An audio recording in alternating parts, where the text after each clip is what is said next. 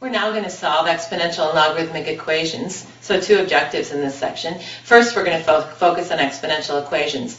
We're going to use some properties that make a lot of sense in the first problem. And the first problem is going to be if I have 4 to the 3x power equal to 64, and I want to solve for x. Now my exponent is, my unknown, is an exponent. And that's something I'm not used to. I'm used to linear equations. One variable, solve that, add this to both sides, subtract that from both sides, divide both sides by whatever, and solve the linear equation. We've solved quadratic equations by factoring and completing the square and the quadratic formula and graphing.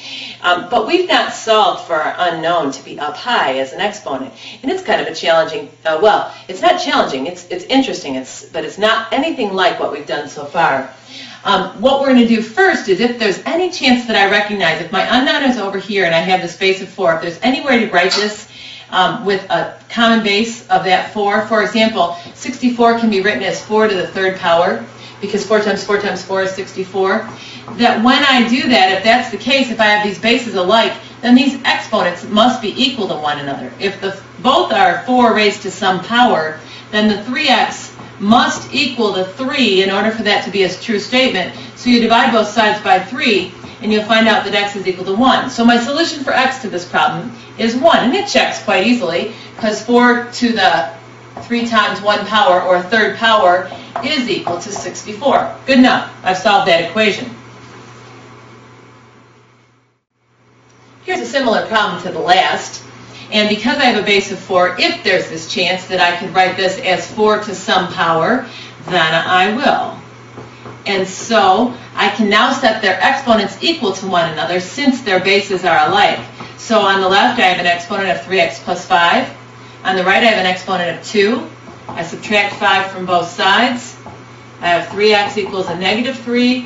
I divide both sides by 3, and I get my solution of a negative 1. And again, I could put it back in here to check it. 3 times a negative 1 is a negative 3. Add 5 to that gives me 2. I have 4 to the 2nd power. That is equal to 16. I've checked it without even writing anything down. I just needed to know for my own sake that it worked. And that's what you could do as well. Unlike the previous two examples, it's not always possible to take one side of the equation and write it as the same base as the other raised to some power. 13 here on the right side of this equation can't be written as 4 to some whole number power, and nor can I even figure out what that would be. So what I'm going to do when I'm solving exponential equations, if I would like to take the logarithm of both sides of the equation, I have to do it to both sides in order to keep the balance, I may. So what I'm going to do is I'm going to write in front of each of these expressions the word log. But what I'm doing is I'm taking the log of both sides of this equation. And the reason I'm doing that is because that allows me to use one of the properties of exponents, or logarithms, which says that if I have this log of some number raised to a power, I can bring that down in front. And so I'm going to bring this x in front, and I'll have x times the log of 4 equals the log of 13. And now what I'm going to do to solve for x, I want to get this x alone, and it reads x times the log of 4.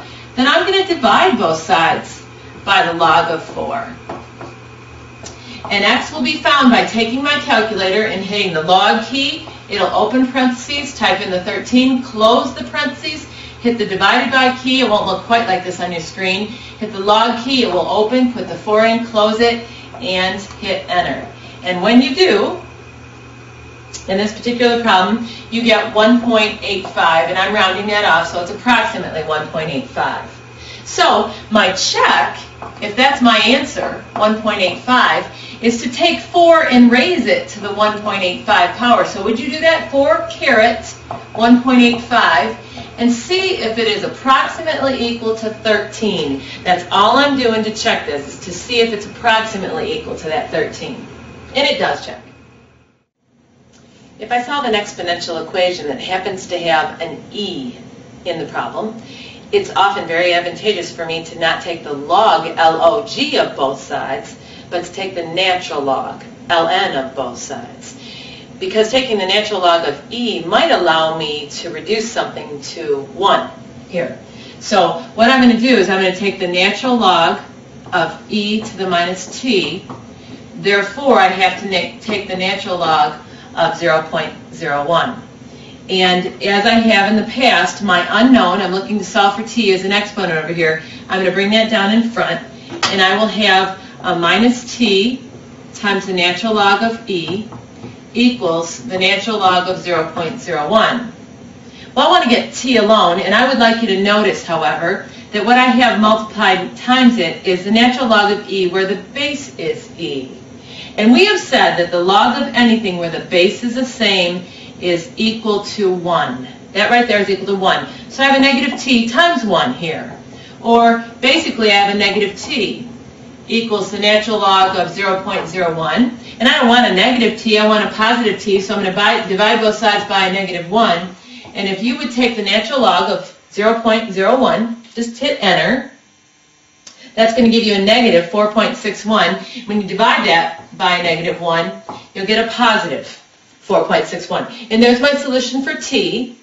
All I would do to check this is I would take my original equation, e to the negative, t is equal to 4.61. So I need you to go e caret negative 4.61 and tell me if it's approximately equal to 0.01. And I'm sure it is. When you solve logarithmic equations, for the most part, what you're going to need to do is if there's multiple terms on a side, you're going to need to simplify it and write it as a single logarithm, and then you're going to write them in exponential form. So you've got to remember back to your skills of taking a logarithmic equation and writing it in exponential form. Please remember that a logarithm is an exponent, so this represents an exponent. There's my base. So in exponential form, I would write this as 9 to the 1/2 power equals x. Well, I'm asking you to take the square root of 9, and that's going to be equal to a positive 3. You're not going to give me a negative 3 as an answer, and that's because there's no way to take a positive base and raise it to a power and get a negative result. You can't take a positive base and raise it to a power and get a negative result. So you're not going to give me plus or minus 3, you're just going to give me a positive 3 here. And you could check this by the change of base formula. That's the best way I can think of. The log of 3, where the base is 9, so my check would be by taking the log of 3, I want you to practice the change of base formula, and dividing it by the log of 9. The change of base formula says take the log of this divided by the log of that, and you should get 0.5 with your calculator. Again, let's solve another logarithmic equation. So I have the logarithm that is a single term, so I'm ready to go right into exponential form. So I'll take my base, raise it to this power. So 2 to the 6th power is equal to the 8 minus 2x, and I'm ready to go ahead and solve a linear equation. 2 to the 6th power is equal to 64, and I'll subtract 8 from both sides, and I'll get 56 equals a negative 2x. And then I'll divide both sides by a negative 2, and I'll find out that x is equal to a negative 28. Again, right here, x is equal to a negative 28. The only way I can think to check that is to plug a negative 28 in there for x, so a minus 2 times a minus 28 is a positive 56. So what you're taking is the log of 8 plus 56, where the base is 2, or in other words, you're taking the log of 64, where the base is 2. And again, I'm doing my check right now. Change of base formula would tell me to take the log of 64 and divide it by the log of 2. I'm using the LOG keys because it's the easiest for me. I could use LN keys if I wanted.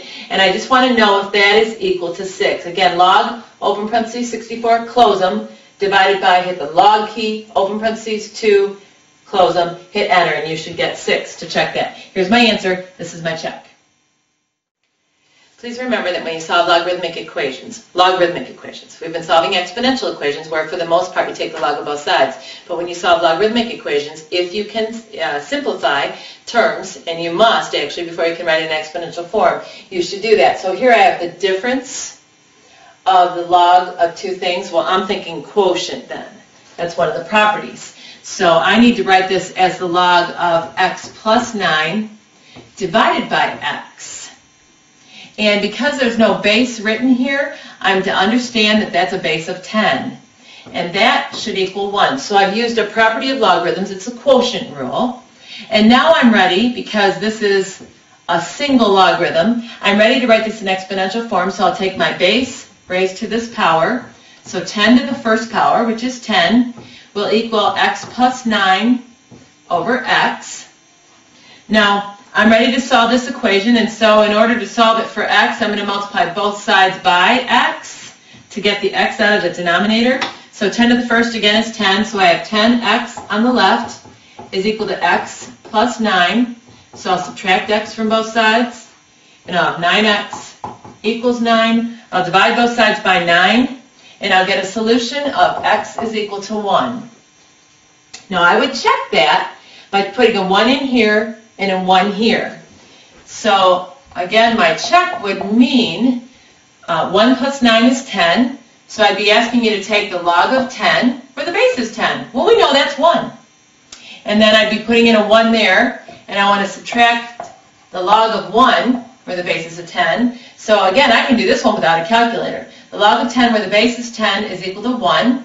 The log of 1 is always 0. I don't care what the base is. And 1 minus 0 is equal to 1, and that's what I wanted it to be equal to. Again, my answer is 1, and that was my check. This concludes the section that involves solving exponential equations and solving logarithmic equations. It's actually quite fun, I think, because you get to use the properties, and you get to solve for an unknown that is usually kind of unreachable.